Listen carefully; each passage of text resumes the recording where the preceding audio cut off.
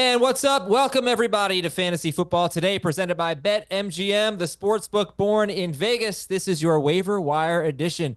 Adam Azer here with Dave Richard and Jamey Eisenberg, and I'm going to speak on behalf of Dave and Jamey.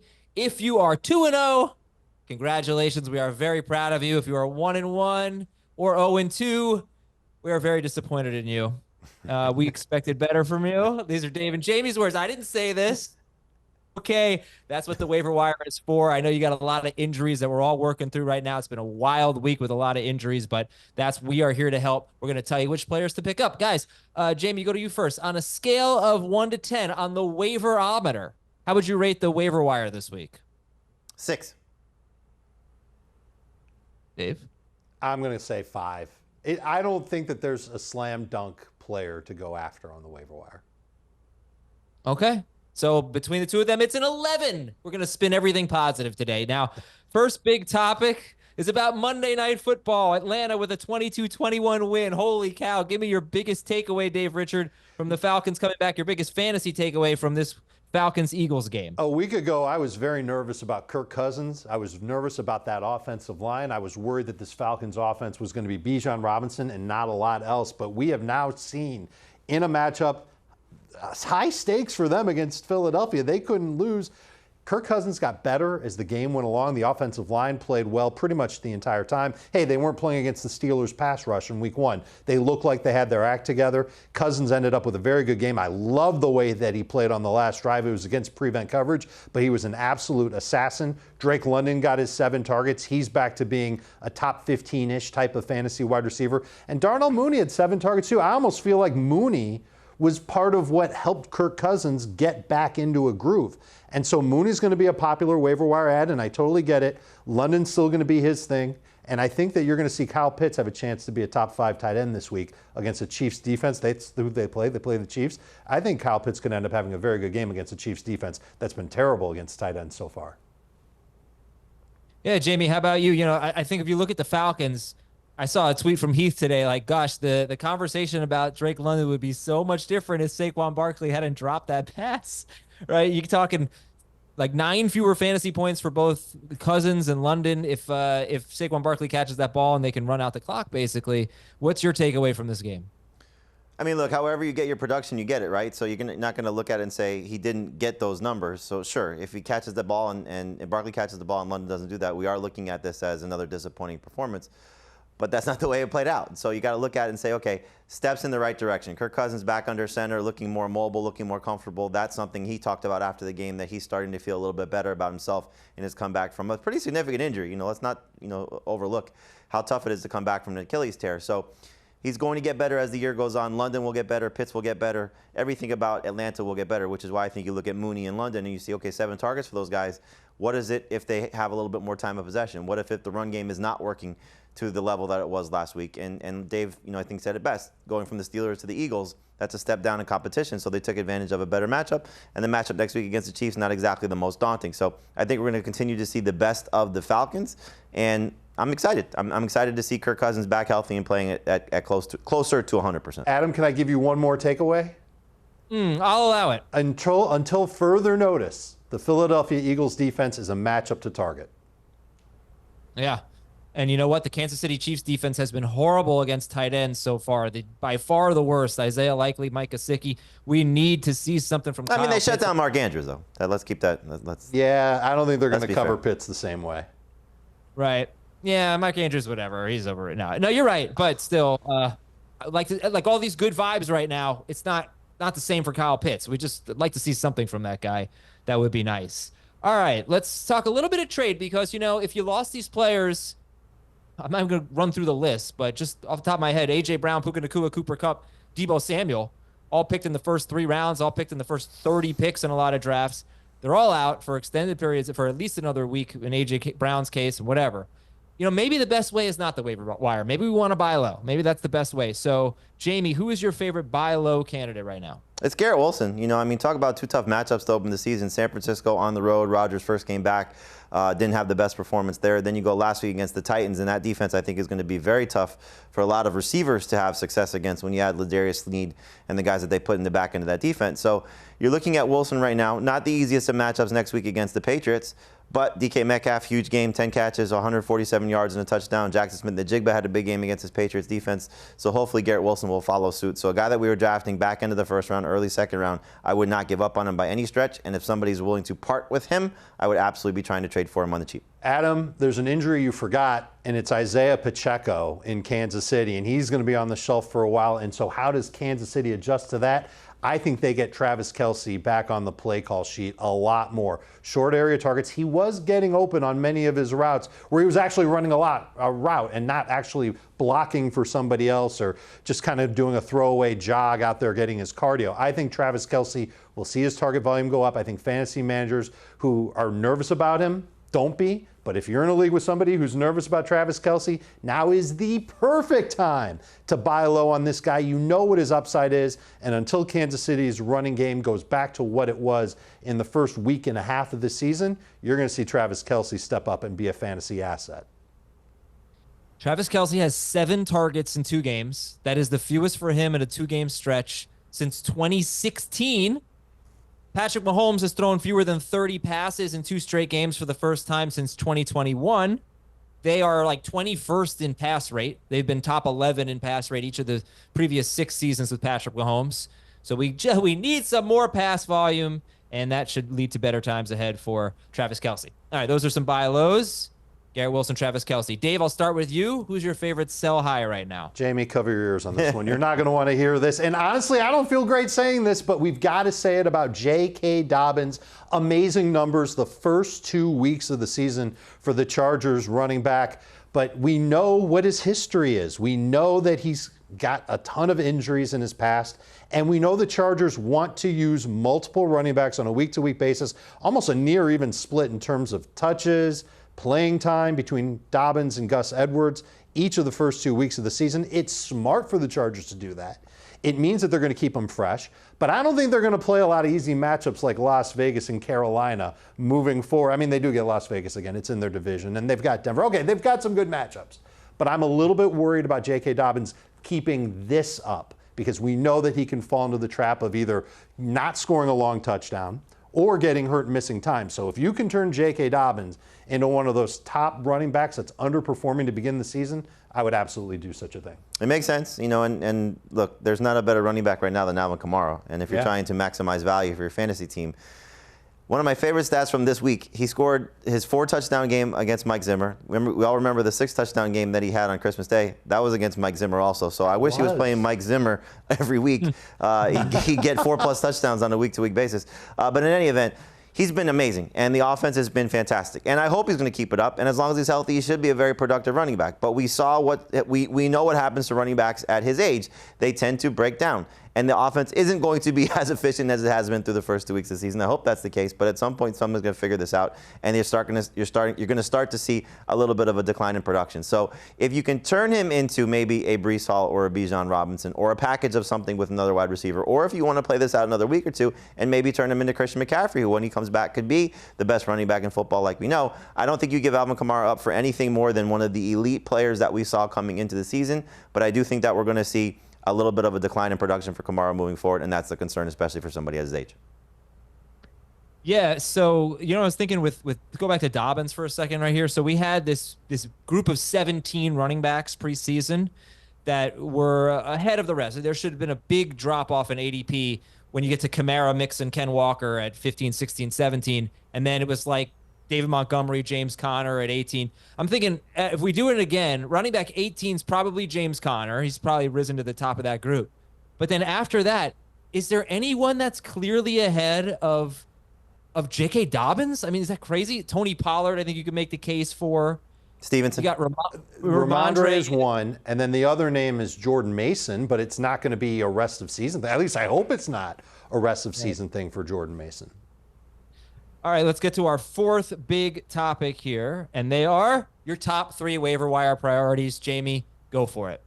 Well, you're trying to maximize your roster, obviously, and so if you find out that you can get the Chiefs running back whoever it may be, you got to take that chance. And it could be Carson Steele without Pacheco there. So right now, Steele is my favorite of the Chiefs guys. Could be a trio if they bring in Samaje Perine, or they bring in Kareem Hunt to join Samaje Perine and Steele.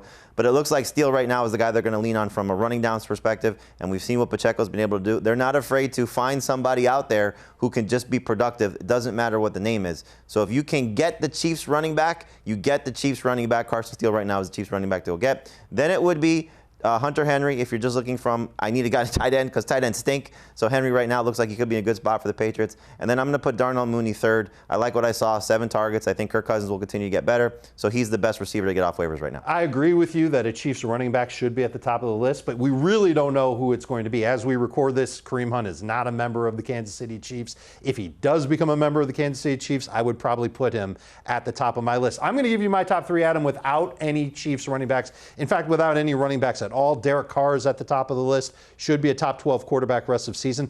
I love the film of Quentin Johnston in week number 2. Now, it was against Carolina. Everybody's going to look good against Carolina, but he's fast. I think he's going to be the number 1 target getter for the Chargers. He would be the one that I would go after. And then behind him, Hunter Henry. He was awesome in week 2. Week 1, he was terrible. I think he's going to be game script dependent, but when the Patriots are in high-scoring games or chasing points, yeah, as long as Brissett's the quarterback, Hunter Henry should get a lot of targets. Well, listen, that's only the beginning of our waiver wire talk. When we come back, we're going to look at the quarterbacks. I'll ask these guys, you can take notes, prepare for this during the break. If you don't need a quarterback, should you still pick up Derek Carr? He has been that good. Could he actually be a league winner, or is he just someone that fills in for you while your starting quarterback is either hurt or struggling? We'll come back, talk waiver wire quarterbacks after this on FFT.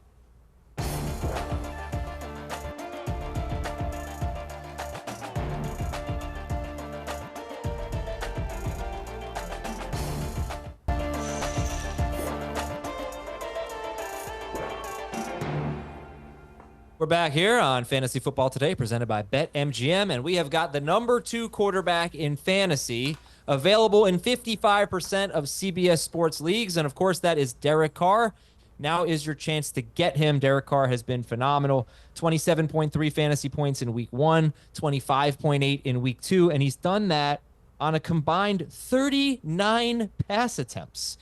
Anyway, Dave, you said that, in case you're wondering who's the number 1 quarterback in fantasy right now, it's Baker Mayfield. But Dave, you said Derek Carr is a top priority for you. What if you don't need a quarterback? Is he still someone you're adding? Baker Mayfield and Derek Carr at the top of the quarterback list, just like we all expected at the beginning of the year. No, Adam, I got to tell you, if I've got Jalen Hurts or Lamar Jackson, Josh Allen, Stroud, I could list all the quarterbacks that fantasy managers have really enjoyed at least one game this season, then I don't need to prioritize Derek Carr there.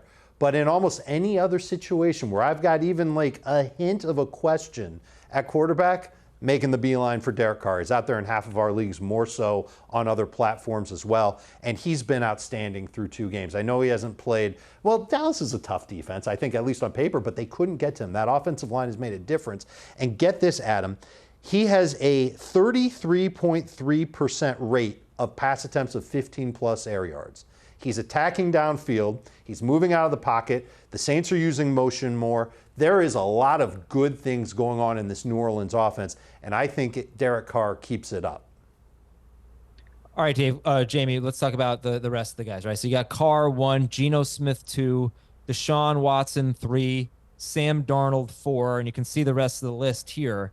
How many of these guys are you confident in this week?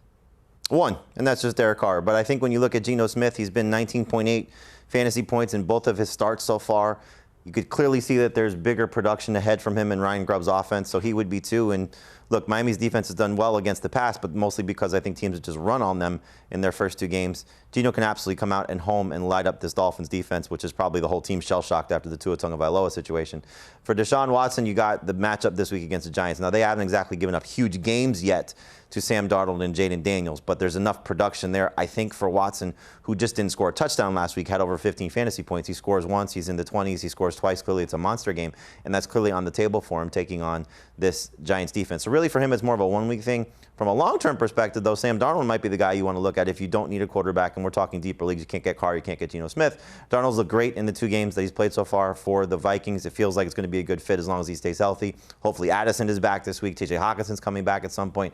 And the biggest thing, though, would be Justin Jefferson, making sure he's 100%. So there are some options out there. Gardner Minshew's playing well, just hasn't had multiple touchdowns yet. You could see Andy Dalton maybe coming in and taking advantage of Dave Canales' situation and playing at a higher level than we saw last year. So deeper formats if you're stuck at quarterback, mostly 2 quarterback and super flex leagues. But really the prize is Derek Carr. If you can get Derek Carr on your team because you need a quarterback, I think I know where you're heading, Adam. It's hard to carry 2 quarterbacks if you have a guy that you're starting already with confidence. So with the way that running backs and wide receivers are falling apart, to carry somebody like Derek Carr if you don't need him, I wouldn't exactly make that a priority. But obviously if you need a quarterback, the Tua Tagovailoa manager, the Jordan Love manager, the Caleb Williams, Matthew Stafford, Brock Purdy, those guys in 14-team leagues, Derek Carr is going to be a starter in a lot of fantasy leagues. Yeah, let's talk about who we would drop. I mean, it's one thing to say I'd bench Tua, I'd bench Purdy or whatever for Derek Carr right now, but Jamey, I'll throw it to you first. Who would you drop? Talk about those 2 guys: Tua, Purdy, Caleb Williams, Trevor Lawrence. Are those guys worth dropping for Carr? Yeah, I'm going to hold Caleb Williams for one more week just to see what he does against the Colts because it is a favorable matchup, and he did make some strides from week 1 to week 2. But Stafford's an easy guy to move on from right now, losing his top 2 wide receivers behind that miserable offensive line. Tough matchup coming up against San Francisco. And then Tua, look, if you have an IR spot, if you want to wait it out because that sounds like what the Dolphins are going to do, they're going to put him on IR heading into their bye week and just give him a couple weeks to make sure that everything is right and he can come back to play, which hopefully will be the case. But if you can't stash Tua on an IR spot, it's easy guy to drop, unfortunately. And the same with Justin Herbert. He's got 27 combined fantasy points in 2 games facing Pittsburgh. He's banged up again. We see the way this offense wants to operate. So Stafford, Herbert, Tua, 3 guys you can move on from in the majority of 1 quarterback leagues. Dave, I want to bring up a topic here, right? So you got fantasy managers scrambling to replace a bunch of injured players. And let's say you're in good shape. You're 2-0. You don't really believe in the running backs, right, this week or something.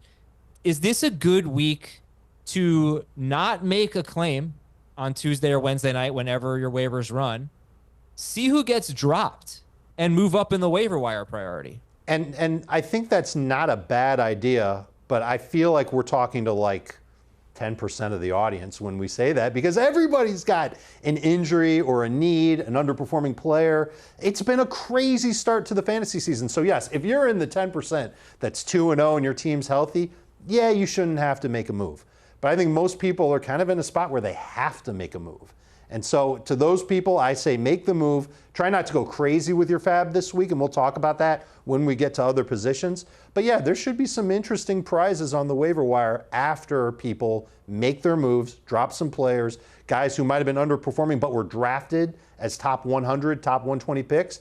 They could be interesting adds to stash. I'm just thinking there's a lot of teams that have injured players who aren't on IR and are going to have to make some difficult add drop decisions and drop players that they don't really want to drop, like handcuff running backs, because it's just they have to get someone to start this week. So you might see some players that are pretty appealing on your waiver wire after waivers run. Last question about quarterbacks for me: Andy Dalton in a super flex league, what percentage of your budget would you use on him? I would say, I just finished writing this, for the waiver wire column. It's around 15%. You want to make sure you get him. So if you're stuck, you lost Tua, you lost Love. Bryce Young, for example, might have been a number 2 quarterback for you. You're probably going to spend a little bit more. But there's no guarantee he's going to be the starter past week 3. He may go out and struggle, and they say, okay, we're going to go back to Bryce Young. So until we get a little bit more clarity that he is the guy for the foreseeable future, they're trying to salvage their season as opposed to just giving Bryce Young maybe a little bit of a reset. I don't think you want to go crazy with it because it's not a slam dunk. There's an injury replacement here. There could be a scenario where Bryce Young is back under center. We are still talking about Andy Dalton, so it's not like he's the quarterback savior. So don't go crazy and, just because there's a quarterback available, we tend to overvalue that whenever one becomes an option off waivers, but you're going to have to spend a little bit to get him just because you may need a starter for week 3. And the bye weeks are coming. Remember, week 5 is when the bye week starts, so you might have to have a replacement option for a couple weeks from now. And at the rate we're going at him, there's going to be a quarterback that hits the waiver wire every week that would be of interest in a Superflex league. By the end of the show, there'll be another injury to talk about. But wide receiver is the position that's getting hammered by injuries to key players, so we got to spend some time on that. When we come back on Fantasy Football Today, which wide receivers should you add off the waiver wire? That's up next.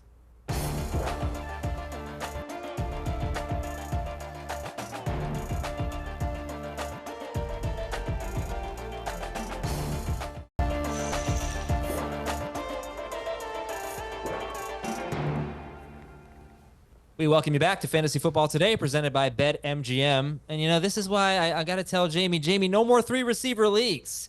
How about one receiver, and we can add some flexes here? There aren't enough receivers to go around anymore. Have you seen? This is crazy, Jamey, all these wide receiver injuries, huh? It really sucks. First off, man up and just find some receivers off waivers. You'll be okay. But, yeah, it sucks when you don't have Puka Nacua, Cooper Kupp, Deebo Samuel, T. Higgins, A.J. Brown. It's just a lot of star power missing at a position that we usually say is safe. Maybe we were just crazy in thinking that running backs are going to be a little bit safer. Unfortunately, there's a lot of injuries at that position as well. Yeah, not to mention you can't confidently start the Packers wide receivers right now. And I know we were pretty high on Watson and Jaden Reed. So let's take a look at who's available off the waiver wire. But you know what? Before we get into this group here, and this is a good group, it's a big list, just to spend a little bit of time on the Rashid Shaheeds of the world, Dave. You got Rashid Shaheed, you got Demarcus Robinson still. You've got even better players than that. Jackson Smith-Njigba, Brandon Cooks, Khalil Shakir. There are a lot of guys that we talk about. You'll see it in the column on CBSSports.com that are under 85% roster. Shakir's at 84%, and typically our site runs a little bit higher from a roster percentage standpoint than the other sites that people may use. So yes, these guys could be available. Adam, go ahead. Jerry Jeudy and Jordan Addison also on that list. Yeah, I'm sorry, I missed it if you said Deontay Johnson or not. But and Deontay Johnson, yes, he's at 80%, 100%. All right, so now we can take a look at this list. He's at 80%, 100%. That is a correct call. Thank you. All right, maybe he'll be at 100 tomorrow. Who knows? I was only 50-50 on that one. Darnell. So what's the excitement level for Darnell Mooney? It's moderate. I think that he can be a wide receiver 3 and a boom-bust flex moving forward. I'm encouraged by what I saw from the Falcons offense in week 2, and I really thought that Kirk Cousins started to play better once he got Darnell Mooney involved. And Mooney wasn't involved very much in week number 1. And I remember going back, I got to watch this team practice for 2 days when they had a joint practice with the Dolphins. Mooney and London were tied in targets from Kirk Cousins over the 2 days. And it makes me wonder if this is something that's going to stick a little bit. And I know that we don't want to hear that when it comes to Drake London, but London did get 7 targets. Mooney did too, and Mooney's more of a downfield threat. If Kirk Cousins can play like he did, especially in the second half against Philadelphia, then yeah, Darnell Mooney's going to have a chance to be a number 3 receiver for sure. And Jamey, I think between him and Quentin Johnston, who you have number 2 on your list, how big is the gap? Let's say in fab dollars, what's the gap between Mooney and Quentin Johnston? There's not a big gap, and really you shouldn't be spending a lot of fab on either of these guys because Mooney has still got to be considered at best the second target. I'm going to put him as the third target. Ray-May McCloud is still a big part of this passing game for the Falcons, unfortunately, which is going to hurt London and Mooney's upside. The thing about Quentin Johnston is I don't want people chasing the 2-touchdown game against the Panthers because he's facing the Steelers in week 3, and he may do nothing. And so could you maybe let somebody else pick him up this week? That person may drop him going into week 4 because it is still a guy coming off a disappointing rookie campaign on a team that is not going to throw the ball very much, facing a very difficult challenge in their next game. So I don't want to go crazy for Quentin Johnston. Yes, the upside could be through the roof. We are talking about a former first-round pick on a receiving core that is really bad. Ladd McConkey's got a lot of talent. Josh Palmer is, I think, better than just a guy, but still just a guy based on his career and how it's gone. And the tight end position right now is non-existent. But this is a team that wants to run the ball first, run the ball second, maybe throw the ball third, run the ball fourth. That's just what this offense is. And I don't think Quentin Johnston is going to be a consistent fantasy option, which concerns me, which is why I like Mooney's upside still just a little bit better. And I'll go the other way, and I will be one of the people that does add Quentin Johnston off the waiver wire, but I don't want to rush him into my lineup either. Look, I drafted a lot of Josh Palmer. You know how I felt about him. Adam, you know too. I'm going to try and turn all of those Josh Palmer shares into Quentin Johnston, who's available in a ton of CBS Sports leagues. He's fast. I know that he played against Carolina. He outran their best corner for a touchdown. He's got a 25% target share. He's running around on 84% of Justin Herbert's dropbacks. This is one of those situations, though, when we say target share, it's the biggest joke in the world. They don't throw the ball very much. They haven't so far, but there are going to come games, especially against Kansas City. That's in when? 2 weeks. When? 2 weeks from now against Kansas City. You think they're going to change their offense because of who they're playing? I think they might have to chase points in that game, and I think Quentin Johnston could be in that same exact boat as Darnell Mooney as a number 3 receiver receiver, a boom-bust receiver, but he could be the number one receiver for the Chargers with Justin Herbert throwing him the ball. And I like that opportunity more than Darnell Mooney, who might be tied with targets for Drake London. We don't know that for sure, but I think you would even say that Justin Herbert as a thrower is better right now than Kirk Cousins, who, by the way, didn't even throw 30 passes in the game against Philadelphia. It's a close call. You said it yourself. I would just take Johnson ahead of Mooney. Yeah, look, Justin Herbert's thrown 46 passes in 2 games. He's not Lamar Jackson, right? So it's not going to throw 23 times a game. And they have faced Las Vegas and Carolina, at Pittsburgh, Kansas City, then a bye. Yeah, I won't go through their whole schedule, but you are going to need more pass volume than this. Hopefully we get it. Let's talk about the other guys on the list, Jamey. You got some guys on the Rams, Tyler Johnson and Jordan Whittington. I think we like Whittington better. Some Packers, Josh Downs as a stash. It's not the best week here. None of those shallow league guys are available. But go ahead, make the case. It's tough, and this is why we sort of alluded to this, that you don't want to go and spend a lot of your fab, which is unfortunate because look at the guys that we said that are missing. Deebo Samuel and the 2 Rams guys, and A.J. Brown may not play again this week. One name that you didn't see on this list, which you'll see in the column, Jawan Jennings. I think he's an option as well in that 12 to 14 PPR point range on a good week. You saw what it was last week, 6 PPR points. He's just that type of player. But now you're not only down Deebo Samuel, you're down Christian McCaffrey on top of it, and we just haven't seen this offense really with a third option in the passing game when Deebo or Ayuk has been missing.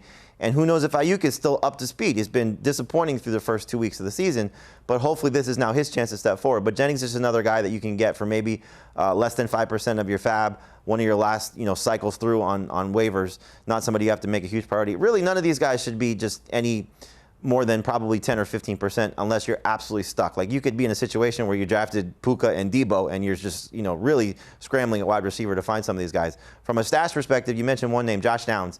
We saw last year had a good connection with Anthony Richardson, was off to a good start in training camp before that ankle injury. I think he's somebody that can help Richardson in a big way because most of the receiving options that he's leaning on right now are downfield threats. Michael Pittman just getting tougher coverage. So I think he gets another option in the short area, mid-range part of the field that'll just help Richardson with some more comfortable throws. But there really isn't a break-the-bank wide receiver when we're talking about Darnell Mooney and Quentin Johnson and Jordan Whittington and Jawan Jennings. You kind of see where we're at, unfortunately, for this week. So you got to hope that a Jackson Smith-Njigba or a Deontay Johnson or one of these guys was dropped if you're trying to save your week from the wide receiver position. Can we talk about the Rams just a little bit? Because Demarcus Robinson, I just want to know what you think about him and how much farther ahead he is than the other guys in the Rams situation. This is obviously a huge opportunity for so many players, including a tight end that we'll talk about later, with no Puka and no Kupp for an extended period of time. And Robinson is just above the 65% threshold that we usually target here. He's at 66% rostered. Dave, if you were going to give me a guess, how many points, PPR points per game, Demarcus Robinson will average? What would you guess? I'm going to guess he's going to be 10.5 PPR points per game. And we talked about this on our podcast today. It feels like the Rams are that team where there's just so many injuries that are going to harpoon all these great players. And they've got a tough schedule coming up as well. I'm not sure how many games that they could actually win without Kupp, Nakua, without an offensive line. They're missing 60% of their starting offensive line from the beginning of the year. It's a miracle that they're getting their left tackle back, but who knows how long he'll be able to stick around. He was suspended for the first 2 games of the season. I think Robinson's the best bet amongst those wide receivers. I think his target share obviously is going to go up, but I like what I saw from Jordan Whittington as well. He's the one who played in the slot after Cooper Kupp got hurt in week 2. And I think he's got some speed to his game. I think he's a solid route runner, maybe not the best route runner. He's a very late round pick, rookie, who's going to get this great opportunity. He's got to grow into the role. But I'm kind of interested in stashing him in deeper leagues. I'm going to go after Johnston, Mooney. If Robinson's out there, I would include him in that list with Johnson and Mooney. But I think Whittington's someone who could be a lot of fun, and he might even be out there in a sliver of keeper and dynasty leagues. And if he is, go get him. I think he's got a chance to really make an impact as this season goes on for the Rams. Which wide receivers are we dropping? Let's take a look at the list here. DeAndre Hopkins is 83% rostered. Josh Palmer, 66%. Marquise Brown, you can obviously drop. Curtis Samuel there as well. How about Brandon Cooks, Jamey? We were excited about him last week, and it's tough to pick up a guy on waivers and then just cut bait after 1 week. But are you okay dropping Brandon Cooks? Again, when we're talking about the two guys that we debated at the top, Darnell Mooney and Quentin Johnson, I still rather have Brandon Cooks. You know, you're still looking at an offense for the Cowboys where you know they're going to be throwing the ball a lot. The run game is clearly struggling right now. And just because Cooks had a bad game, look, Jalen Tolbert stepped up last week. He's not somebody I think Dak Prescott's going to lean on significantly more than Cooks moving forward. And who knows when Jake Ferguson's back, if that just kind of settles things a little bit in the Cowboys offense and they go back to what was more of the norm for them. So is Cooks going to be inconsistent? Yes, he's 31 years old. He's very touchdown dependent. So if he doesn't score, you're going to be disappointed. We were saying to Adam after a 4-for-40 game, he just happened to find the end zone and get 7 targets. But I do think he's still worth stashing more so than the other 4 guys that we illustrated there in terms of the drop candidates. And if you told me right now it's Cooks, Mooney, Johnson as the 3 best guys on waivers, I'm taking Cooks first. And if you knew he was playing a team like, let's say, the Giants, would you be interested in starting him as a number 3 receiver? Sure. That's who he plays in week 4. So think twice before letting go of Brandon Cooks. I'm feeling a big upset win there in week 4. Giants only a game out of first place, guys. Watch out. All right, we're going to come back and talk about running backs and tight ends. After that, we'll read some of your questions, some of your tweets. But Carson Steele and Samaje Perine and maybe even Kareem Hunt, we'll get into that. The tight ends, Hunter Henry, what a huge game he had. Is that legit? We'll tell you after this.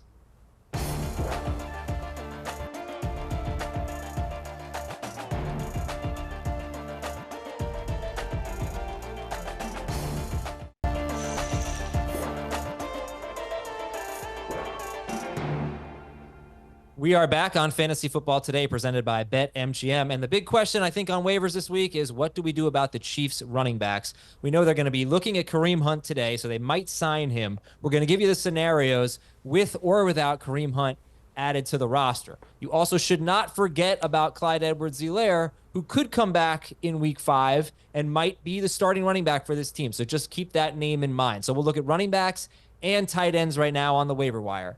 Jamey and Dave, you see the Chiefs backfield a little bit differently. Jamey, you can have the first word. Go ahead.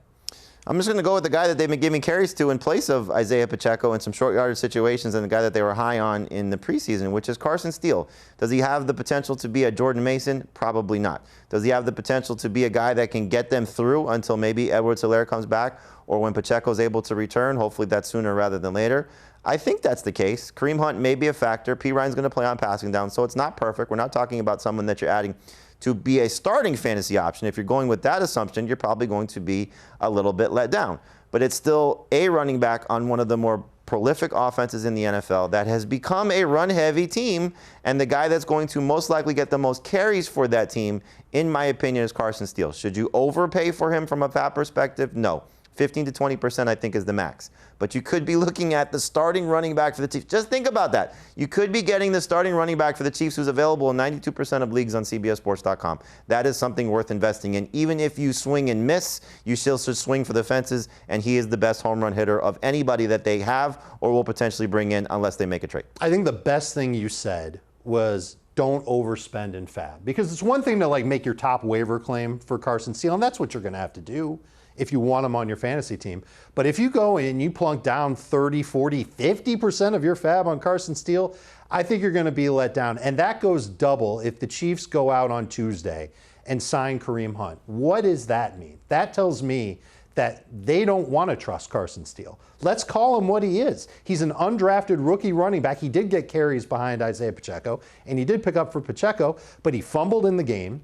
And then got the ball again. He had 8 fumbles in 3 years in college, and he's not somebody that I think this coaches have, and I'm thinking about it from their point of view. How much will they trust him? How often would they give him 15 touches? Well, I think based on what they could have done, they could have signed Kareem Hunt at any point. They clearly trust this kid to a certain capacity because they put Clyde Edwards-Helaire on the NFI list and didn't bring anybody of significance in because of what they saw in him. And I don't care, undrafted free agent on this team. Their starting running back was a 7th-round pick. So it's not like they spent a lot of capital at this position. They've brought in aging veterans before who have failed miserably in Le'Veon Bell and Melvin Gordon. So Kareem Hunt at 29, is he even in game shape, ready to play?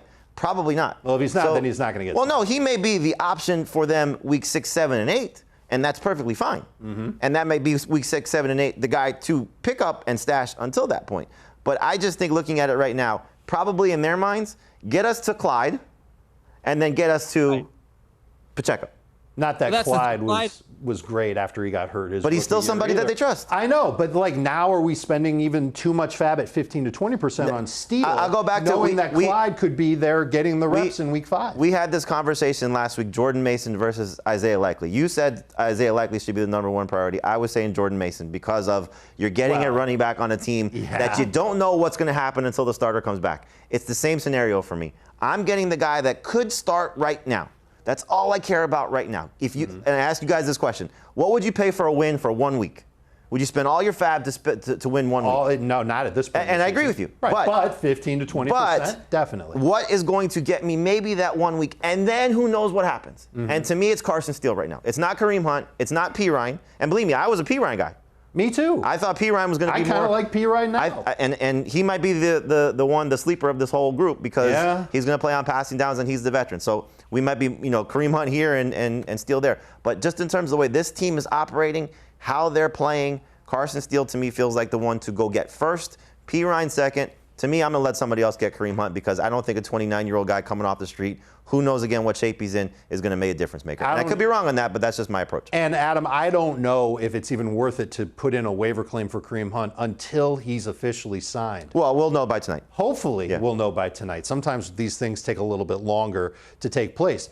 The one other thing that we can say is Clyde Edwards-Helaire is on the NFI list right now. And if you've got an IR spot open in your league, you can add Clyde for nothing. You probably don't even have to spend more than 1 or 2% of your fab to get him. You should have been doing this with Clyde. You should be doing this with Kendre Miller. You should be doing this with Keaton Mitchell. If anybody of these guys are available on waivers and you have an IR spot, they should be there unless you have to stash, unfortunately, some of these superstars that are banged up. Right, and then last thing, Adam, we talked about Steele, P. Ryan, Hunt, Clyde. That's 4 names, 4 guys that could have this crucial role that fantasy managers like. What's stopping the Chiefs from using 3 of them, 4 of them moving forward? Well, they only have 2 on the roster right now. I know, but they're still going to use these guys, and they're going to take away from each other. Maybe it's not a bad idea to just avoid them all.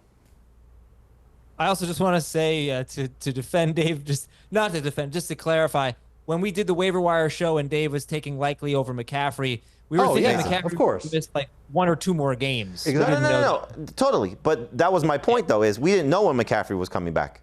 We didn't know if it was going to be. We didn't know IR. Of course, and of we course, did not know I IR. know that he was going to miss 5 games. Mason's the easy guy we didn't know IR. The conversation was, could he miss more than just 1 week? And that was my argument. Like, I was just saying, if I can get a win next week, I'm taking that running back on that team more than the second tight end on that team. Stupid Cavs. Right. No, I'm just saying nobody would have taken Likely if we had known, because at the time it was like, oh, he said he would have played if it was a playoff game, right? Correct. So all right, anyway, let's if you can pick up Cam Akers, you might get a week or 2 out of that. You got Dameon Pierce hurt right now. You got Joe Mixon with the ankle. Joe Mixon could play this week. We have no idea, but Cam Akers would be the next guy to get. Let's talk about tight ends here. And Hunter Henry and Jamey, huge game for Hunter Henry. I think a lot of people got fooled by Hunter Henry at the beginning of last year. I want to say he caught a touchdown in 3 of his first 4 games or something. Yeah. So why is this year different? Well, you look at the first 2 games for Jacoby Brissett, and Austin Hooper was their leading receiver in week 1. And Henry, the leading receiver in week 2. It's a receiving core that's got a lot of young pieces that hopefully someone will step up. You saw Jalen Polk, for example, catch a touchdown last week. But these guys are going to be inconsistent. And I think what we're seeing from this offense, and certainly from the Alex Van Pelt situation coming from the Brown situation, which we've seen even with Drew Petzing in Arizona, this is a tight end friendly system. And so can Henry continue this?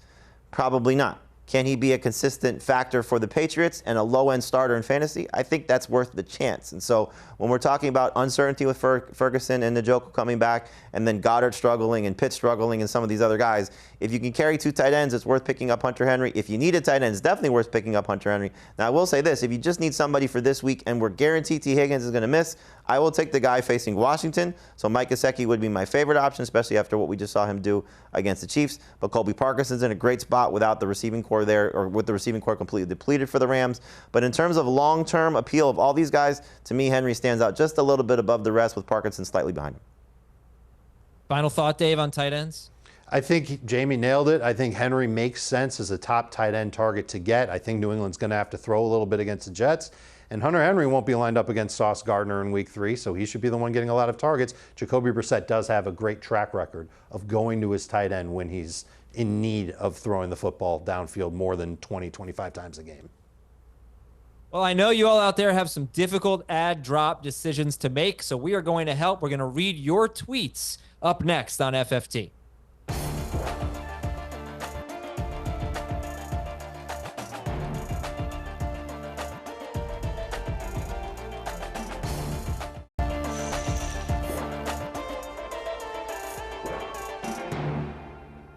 Back with your questions on Fantasy Football Today, presented by BetMGM. So here's someone who had Pacheco and Kupp and went hero RB. So Pacheco was his only established early round running back. How much should this guy spend on Carson Steele? So this could be a scenario where you might have to spend 20 to 25%, which again is a little bit too much for me, but you want to make sure you get someone who could be a starter. Now, if you have a couple of roster spots, especially if Kupp goes on IR and Pacheco goes on IR, then you might want to try and get two of the Chiefs running backs in Steele and P. Ryan, and maybe spend a combined 30% to get both those guys. I'd spend lower than that. You're not going to get the same return on any Chiefs running back as you had gotten with Pacheco. Yeah, unfortunately. All right, and here's our next tweet.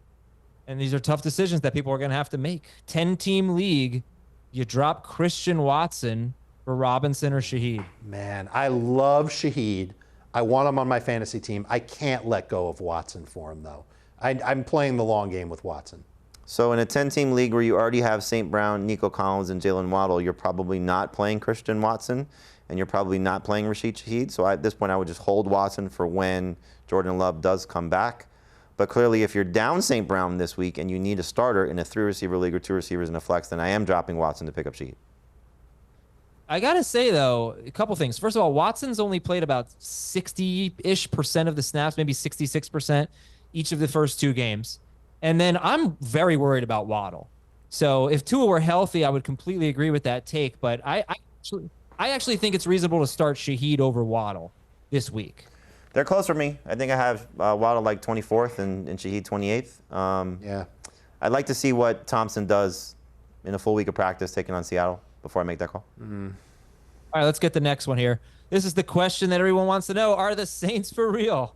I think they are. The offensive line has really been the key for me, and Derek Carr is comfortable in this version of the West Coast offense that Clint Kubiak's been running. We just talked about Rashid Shaheed. We're considering starting Rashid Shaheed over Jalen Waddle, for crying out loud. It's because he's making an impact down the field. Derek Carr is throwing down the field. He's not a conservative thrower anymore, and he's still getting numbers when he is conservative, throwing to Alvin Kamara and other guys, and we still haven't seen the best yet of Chris Olave or Taysom Hill. I think they are absolutely for real. Agree. Next one is from Matt, our buddy Matt Walters. Hey. He's bragging. He's won it twice since 2015. I think that's good. Jaden Daniels and Caleb Williams, should I drop one of them for one of those quarterbacks? Yeah, I would drop Williams for Carr in this situation. You know, looking at Jaden Daniels, you have your high upside play, and I think he's going to be a better fantasy quarterback than Caleb Williams. I thought that coming into the season. I think it after the first 2 weeks as well. And so if you can get Derek Carr just to sort of get that stable option in case Daniels does get figured out, has another sort of sluggish game like we saw against the Giants, despite the fact that they moved the ball. They didn't score a lot of touchdowns, clearly.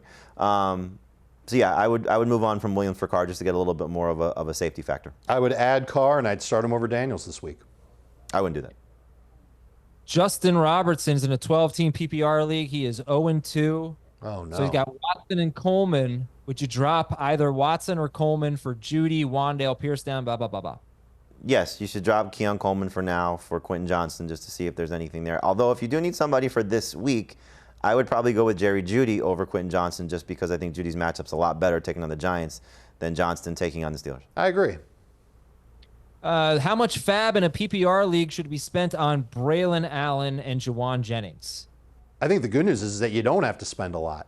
Probably no more than 10% on Allen, and you might be able to sneak Jennings by with like a $3 bid, 3% of your fab. And you can drop Palmer. Dropping Jalen Wright will sting a little bit, but it's probably the right move. All right, we got one more here. Would you drop Christian Kirk for Darnell Mooney or Quentin Johnston? Non-PPR, yes. If you're not playing any of these guys, I still want to hold Christian Kirk. If you need somebody for this week, though, I'd rather pick up Mooney. Wow, that is a shot. I would not do it. I guess if you're 0-2, you're running out of options, but I'd rather, hopefully things will turn around. And that's going to do it for Fantasy Football today. We're going to be back tomorrow at noon Eastern with another edition. Thanks so much for watching. For Dave and Jamey, I'm Adam. We'll see you tomorrow on Fantasy Football Today.